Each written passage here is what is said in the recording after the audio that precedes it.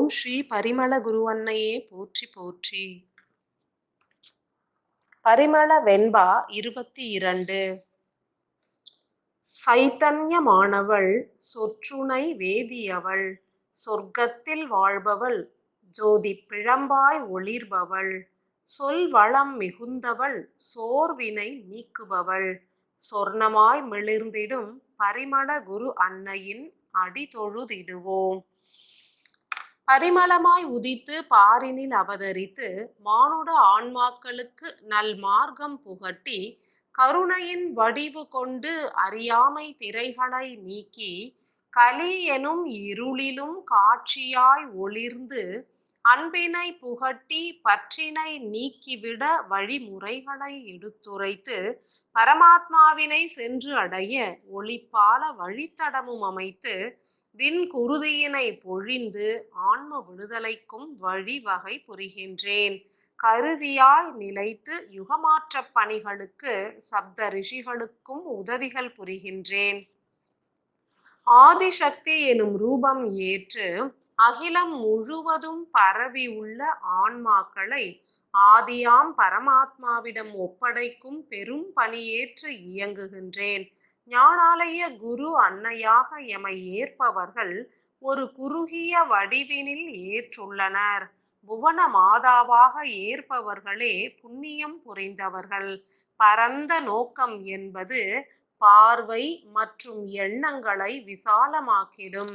குருவாக ஏற்றால் அதற்குரிய விளக்கங்களே கிட்டும். அன்னையாக ஏற்றால் அதற்கேற்ற ஞான அன்பு கிட்டும். ஆதிசக்தியாக ஏற்றால் பரிபூரண ஞானமும் பெரும் சக்தியும் அருளாய் பொழியப்படும். உங்களுடைய பாதையினை விரிவாக்கிடுங்கள். எண்ணங்களை விசாலமாய் திரித்திடுங்கள். அல்ல அல்ல குறையாத எரிபொருள் எம்பசம் உள்ளது. இரு கரங்களை விரிப்பதனை விடுத்து உயிரினை விரித்து ஏற்றிடுங்கள். கபால வாயிலினை விரித்து ஏற்றிடுங்கள். அகண்ட ஜோதியாய் ஆழ்ந்த ஒளி பிழம்பாய் அக்னியின் உச்சமாய் ஒரு சூரியனை விழுங்கும் அளவிற்கு உங்களுடைய அனைத்து வாயில்களையும் திறவு கொள்ளுங்கள். கால தாமதம் புரியாது வீரியமாய் செயல்புரிய வேண்டியது வட்ட மலர்களின் கடமையாகும். கலியின் இறுதி கட்டம் நெருங்குவதற்குள் ஆன்ம விடுதலை அடைந்த ஒவ்வொரு மலர்களும் யாம் பூரணமாய் வழங்கிடும் ஞானத்தினை ஏற்று அக வழி தடங்களை விரைந்து விசாலமாக்கிடல் வேண்டும். மாயை என்பது பல்வேறு மார்க்கங்களிலும் ஈர்த்த வண்ணமே உள்ளது. கலியின் கொடூரம் குறித்து அறியாது சுகபோகங்களில் மூழ்கிவிடலாம் என்றே எண்ணுபவர்கள் விழித்தெழ வேண்டியது அவசியமாகும். பாதாளம் நோக்கி பயணிப்பதற்கு முன்பு மேல் நோக்கி சென்றிடும் ஒளிப்பாலத்தை அனைவரும் பற்ற வேண்டும். பற்றியவர்கள் யாவரும் பிறருக்கு உதவ வேண்டும். ஒளி ஒன்றே உன்னதம் அளிக்கும். உள் ஒளி பெருகினால் அன்பு பிரவாகம் கண்டிடும். அருள் என்பது எளிதாய் வெளிப்படும். அன்பு நிறைந்தவர்களின் அருகினில் அனைத்து தெய்வங்களும் குடிகொள்ளுவர். ஆணவத்தை துறந்து நான் எனும் எண்ணங்களை அக்னியிலிட்டு எரித்தால் மாத்திரமே சுயம் உயரும், சுய ஆற்றலும் பெருகும். ஆன்ம விடுதலை பெற்ற வட்ட மலர்கள் சுயநலம் இன்றி பிறர் நலனுக்காக இயற்றும் பிரார்த்தனைகள் விரைந்து பலன் தரும். செல்வம் பெருகிடும் மார்க்கமும் புலப்படும். இறையாற்றல் பெருகிடும் மார்க்கமும் புலப்படும். ஆழ்கடல் போன்ற உங்கள் உள் மூளைக்குள் நீந்தியே சென்றிடுங்கள். நரம்பணுக்கள் எனும் மீன்களை காணலாம். நரம்பிழைகள் எனும் கடல்வாழ் தாவரங்களையும் காணலாம். இறுதியில் பவழப்பாறையாய் ஒளிர்கின்ற குருதியினையும் அதன் மென்பொருட்களையும் கண்ணுற வேண்டும். ஆழ்ந்து ஆழ்ந்து உட்சென்றிட உங்களுடைய உள் மூளையின் கட்டமைப்பினை நீங்கள் எளிதாய் சீரமைக்கலாம். அக்கலையினை அறிந்து கொண்டால் பிற மானுடர்களுக்கும் நரம்பிழைகளை சீராய் அமைத்துவிட உதவிடலாம். யாம் உரைப்பவற்றை அனைவரும் ஆழ்ந்து நோக்கி அற்புதமாய் புரிதலை விரிவாக்கினால் உயர்ந்த பலன் கிட்டும். புவியின் நிலை உயர்ந்திடவும் கலியானது எளிதாய் கடந்திடவும் உங்களால் இயலும் என்றுணர்க. மெய்ஞான மார்க்கத்தில் நரம்பணுக்கள் குறித்து விரிவாய் அறிந்திடுக. விஞ்ஞான மார்க்கம் நியூரான்ஸ் எனும் நரம்பணுக்கள். I, the mother of universe, incubating all the soul particles to be liberated. Humans are missing their nature of humanity due to Kali. The waste particles are developing to construct its own placement. As a mother, I am expressing more compassion towards humans rather than other yugas. Money-oriented mind is the major root cause of sufferings. When you remove the attachment towards wealth, a bright explosion occurs in the midbrain. Neurons are the components behind each action and reaction.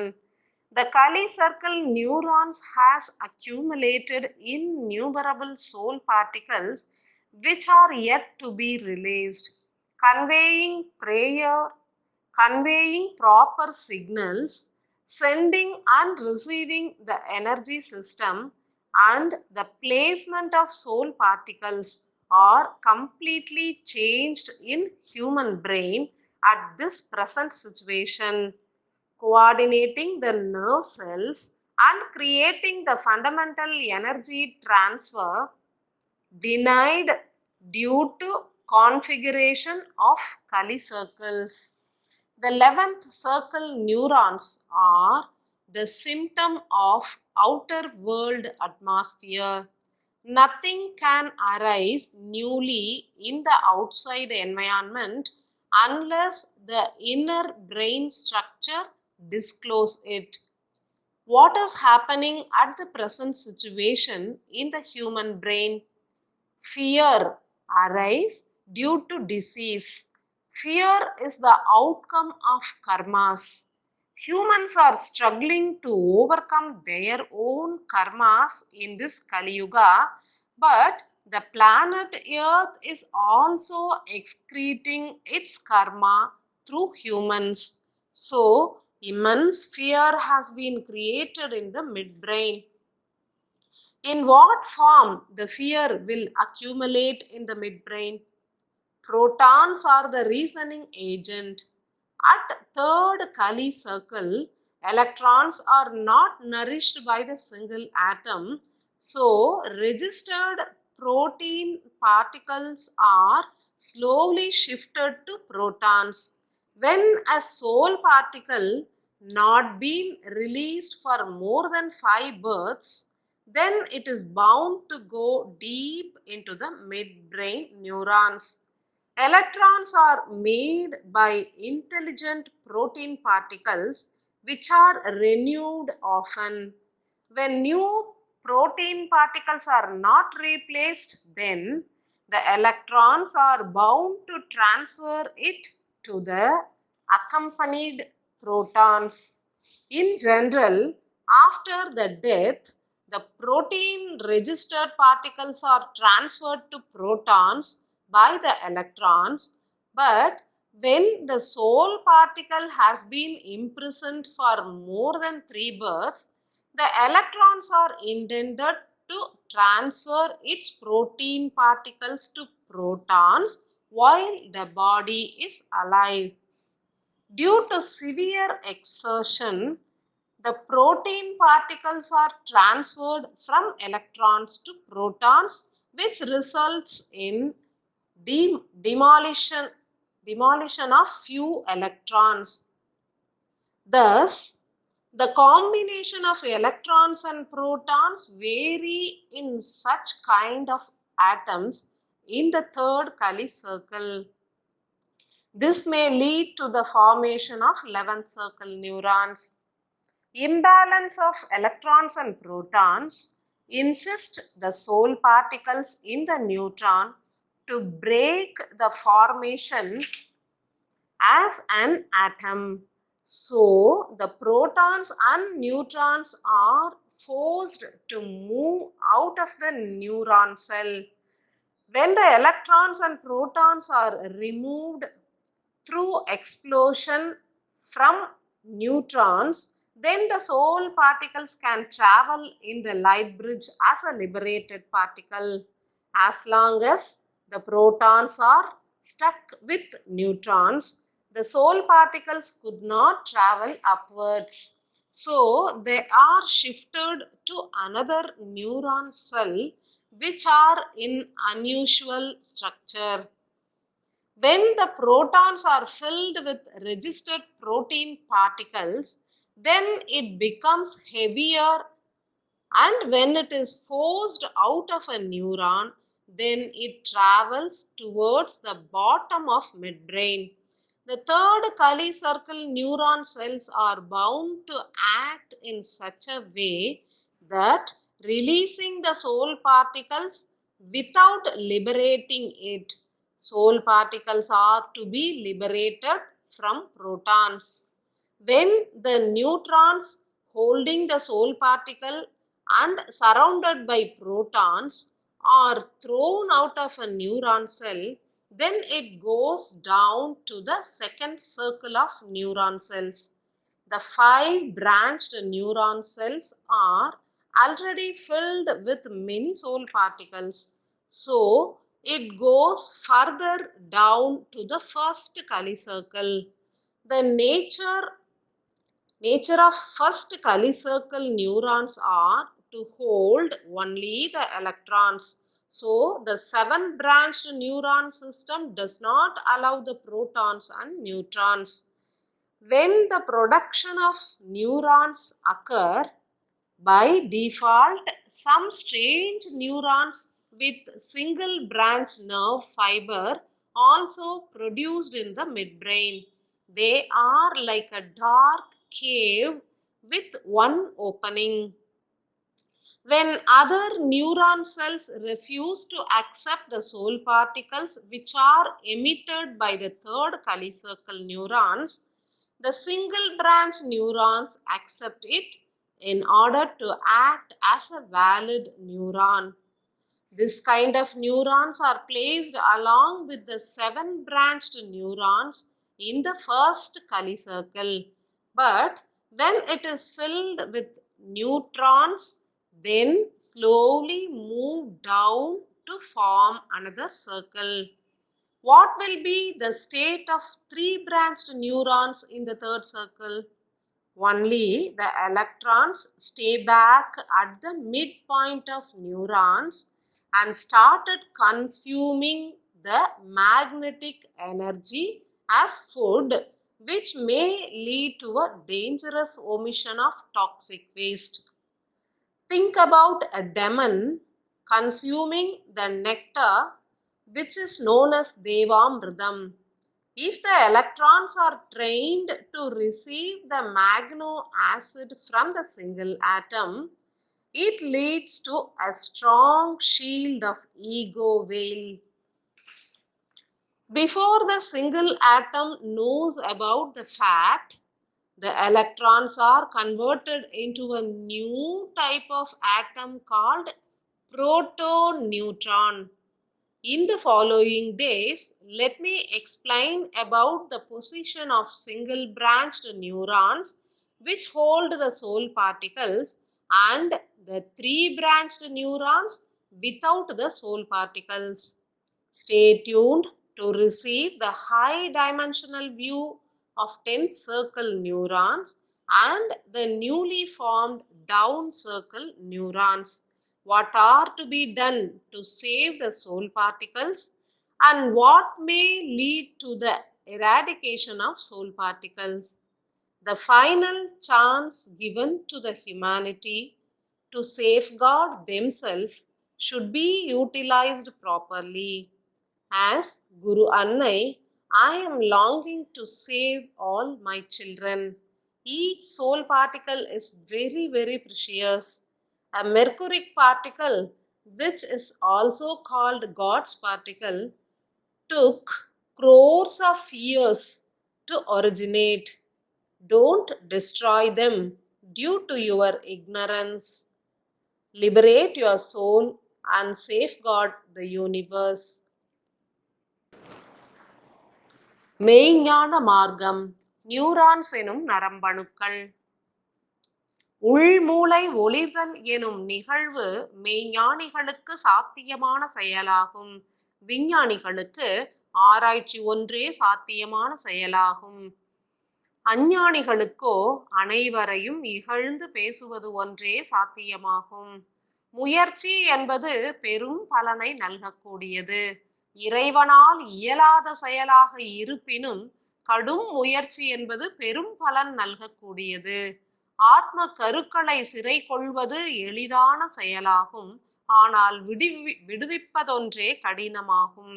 இக்கலியுகத்தின் எல்லையில் ஏன் பிறந்தோம், எங்கு செல்கின்றோம், எச்செயலாற்ற பணிக்கப்பட்டுள்ளோம் போன்ற வினாக்கள் எவருடைய மனதிலும் எழுவதில்லை. காலம் குன்றியுள்ள நிலையில் புறச்சூழல்களை கணக்கில் கொண்டு அகத்தின் நிலை குறித்து பூரணமாய் அறிந்திடுங்கள். மெய்ஞானம் உரைப்பது யாதெனில் ஆணவத்தினால் அழிந்து விடாதே என்பதாகும். புராண கதைகள் பலவும் எடுத்துரைப்பது யாது என்றே சிந்தியுங்கள். தெய்வங்களிடம் வரங்களை பெற்ற அரக்கர்கள் இறுதியில் தெய்வத்தையே அழித்துவிட முனைவது போன்று சித்தரிக்கப்பட்டுள்ள புராண கதைகள் எதனை போதிக்கின்றன? மனிதர்களின் ஆணவ திரைகளையே எடுத்துரைக்கின்றன. ஆத்ம கருவான தெய்வத்தினை ஏற்று முக்தி பெற விழையும் துணை அணுக்கள் இறுதியில் ஆத்ம கருவினை ஆழ் சிறையினில் அடைத்து தனது ஆற்றல்களை பெருக்கி தெய்வம் போன்று உயர்ந்துவிட முனைவது ஒன்றே அரக்கர்களின் செயலாக வர்ணிக்கப்படுகின்றது. தனது சிரசில் உள்ள ஆத்ம கருக்களே தன்னை காத்து ரட்சிக்கும் இறைவன் என்பதனை உணராது வாழ்வினையே போராட்டமாக மாற்றி அமைத்து இறுதியில் இறை துளியினையும் அறியாமை திரை கொண்டு வீழ்த்துவது களி மனிதர்களின் மூடச் செயலாக அமைகின்றது. எதனையும் சுயமாக அறிந்துவிட முனையாது நிலைப்பதும் உயர் சான்றோர்கள் முறைப்படுத்திய நெறிமுறைகளை ஏற்காது செயல்புரிவதும் கலிகாலத்தின் புற வெளிப்பாடுகளே. பாரத தேசம் என்பது ஒரு முக்தி ஸ்தலமாகும். இதனை ஏற்று பிறவி கண்டவர்கள் இறைவனை தரிசித்திடுவர் என்பது வகுக்கப்பட்ட நியதியாகும். இருப்பினும் கலி எல்லையில் நஞ்சுகள் அதிகரிப்பதும் திரைகள் வலுப்பதும் ஆன்மாக்கள் அழிவுறுவதும் இப்பிரதேசத்திலேயே நடைபெற துவங்கினால் யுகமாற்றம் நிகழ்ந்திட இவையாவும் வழிவகுக்கும் என்றறிக. மனிதர்கள் புறத்தினில் எச்செயல் நிகழ்ந்தாலும் அகத்தினில் ஆனந்தமாய் மலர்ந்திடும் கலை அறிய வேண்டும். மெய்ஞானம் போதிப்பது உள் அமைதி மற்றும் பேரானந்த நிலை குறித்தே. எத்தனை பிறவிகள் எடுத்தாலும் ஒரு மனிதனால் புற வாழ்வில் முழுமையான ஆனந்தம் எய்திவிட இயலாது. ஆனால் ஒரு பிறவியில் ஒரு நொடி பொழுது அவகாசமும் அகவாழ்வில் ஆழ்ந்து விட்டால் உயர்வான நிரந்தரமான பேரானந்தம் எளிதாய் கிட்டிவிடும். மனிதர்கள் எதனை எளிதினில் அடைய முடியுமோ அதனை நோக்கி பயணிக்க மறுக்கின்றனர். சுய ஆராய்ச்சியும் அகப்பயணமுமே எளிதான செயல்களாகும். அகத்தினில் உரைகின்ற ஆன்மாவினை தரிசித்தால் உள் ஒளி பெருகும். சிரசினில் ஒளிர்கின்ற ஒவ்வொரு பாதரச துகளும் பேரானந்த நிலையினை உணர்த்திட வல்லது. ஒற்றை அணு எனும் உயிரின் செயல்பாடுகளை ஆராய்ந்து அறிந்திட ஞானத்தின் உச்சமும் வெளிப்படும். மாயைகளை விடுத்து மறைபொருளான ஈசத் துகள்களை கண்டுணர்ந்து அதன் பிரகாசமான ஒளியினை உணர்பவர்கள் உன்னதத்தின் உன்னதத்தை உணர்வார்கள். பேரொளியினை உங்களுக்குள் கண்டுவிட முயன்றிடுங்கள். ஒரு மகோன்னதமான உணர்வு உங்களுக்குள் எழுவதனை அவசியம் உணர்ந்திட வேண்டும். ஆத்ம விடுதலை அடைந்த வட்ட மலர் என்றே பேருவகை கொண்டு இறைவனுக்கு பரிபூரண உள் உணர்வோடு அன்பு மழையினை பொழிந்திடுங்கள். இறைவா, பரமாத்மனே, எத்தகைய கருணை நிறைந்திருந்தால் எமக்கு கலியிலிருந்து முக்தி வழங்கியிருப்பாய் என்றே உருகி நின்று விட்டால் விழி நீர் ஆறாய் பெருகிவிடும். அதன் மூலம் பற்பல உட்திரைகள் பலீரென விலகி பிரகாசமான சுடரொளியாய் ஜோதி ஸ்வரூபனாய் உங்களுடைய ஆத்மாவினை நீங்கள் தரிசிக்க இயலும். ஒரு முறை தரிசித்து விட்டால் பரமானந்தத்தின் உச்சமடையலாம். எத்தகைய நரம்பு அணுக்களும் வெடிக்க துவங்கிவிடும். உட்பிரகாச ஒளி ஒன்றே சிறைப்பட்ட ஆத்ம கருக்களை விடுவிக்கும். துணை அணுக்களையும் அழிக்கும். சிரசு முழுவதும் ஒளி பரவினால் நீங்களும் தெய்வமாய் ஒளிர்ந்திடலாம். உலகம் உய்வுற உங்களது பெரும் ஆற்றலையும் பகிர்ந்திடலாம். உணர்ந்து செயலாற்றி உயர்நிலைகளை எய்திடுங்கள். இன்றைய செய்திகளின் மகிமை. Moral of today's message. அறியாமையை அழித்து ஆணவத்தை நீக்கி உள் ஒளி பெருக்கி உயர் ஞானம் எய்திட உட்பயணம் மேற்கொண்டிடுங்கள் என்று எடுத்துரைப்பதே இன்றைய செய்திகளின் சாராம்சமாகும். ஆன்ம விடுதலை அடைந்த பின்னரும் தடையாய் உள்ள கலி வட்டங்களை முயன்று பிரித்து ஆத்ம கருக்களை விடுவிக்க போராடுங்கள். வட்ட மலர்களாய் பூத்தவர்களுக்கே சாத்தியமான செயலாகும். கலிவட்டங்களில் சிறை கொண்டுள்ள ஆத்ம கருக்களை எவ்விதம் விடுவிப்பது என்றே அறியாது போராடும் மலர்களுக்கு யாம் எளிய உபாயமும் வழங்கியுள்ளோம். உள்முக பயணம் மேற்கொண்டு ஒற்றை அணு எனும் உயிரினை ஒளி பிழம்பாய் தரிசித்திட முனையுங்கள். சிறு ஒளி தென்பட்டாலும் அதனை பேரொளியாய் உருமாற்றிவிட எண்ணங்களை வலிமையாய் உட்செலுத்திடுங்கள். அனுதினமும் விடியலில் உள் ஒளி பெருகி பெரும் அக்னியாய் காட்டு தீயினை போன்று வளர்வதாக எண்ணி தீவிரமாய் பிரார்த்தனை புரியுங்கள். அக்னியின் வெப்பம் கொண்டே கலிவட்ட அணுக்கள் அனைத்தும் பிரிபடும். அனைத்து ஆத்ம கருக்களும் விடுபட்டால் உள்ளொளி பெருகிடும். பேரானந்தம் என்பது பெரும் அமைதியில் கிட்டும். எண்ணங்களற்ற ஏகாந்த நிலை சித்திக்கவும் கழிவுகளற்ற சிரசு உருவாகிடவும் ஒளி பெருகிடும் உள் அமைப்பு வெளிப்படவும் ஒவ்வொருவரும் ஆழ்ந்து தியானியுங்கள். வட்ட மலர்களுக்கு யாமே குருவாய் நிலைத்து பெரும் உதவிகள் புரிந்திடுவோம். ஒளியினை பெருக்கி உன்னத நிலைகளை எய்திட ஒவ்வொருவரும் தனித்து போராட வேண்டும். ஒளியினை பெருக்கினால் ஈர்ப்புற்று பல ஆன்மாக்கள் ஒன்றிணைவர். வட்ட மலர்களும் பெருகிடுவர். சத்திய யுகமும் விரைந்து மலர்ந்திடும். அன்பு எனும் தீபச்சுடர் பொருத்தி உள் ஒளி பெருக்கி இறை தரிசனம் கண்டு இன்புற்று வாழ்ந்திருங்கள். ஆசிகள் பல பல.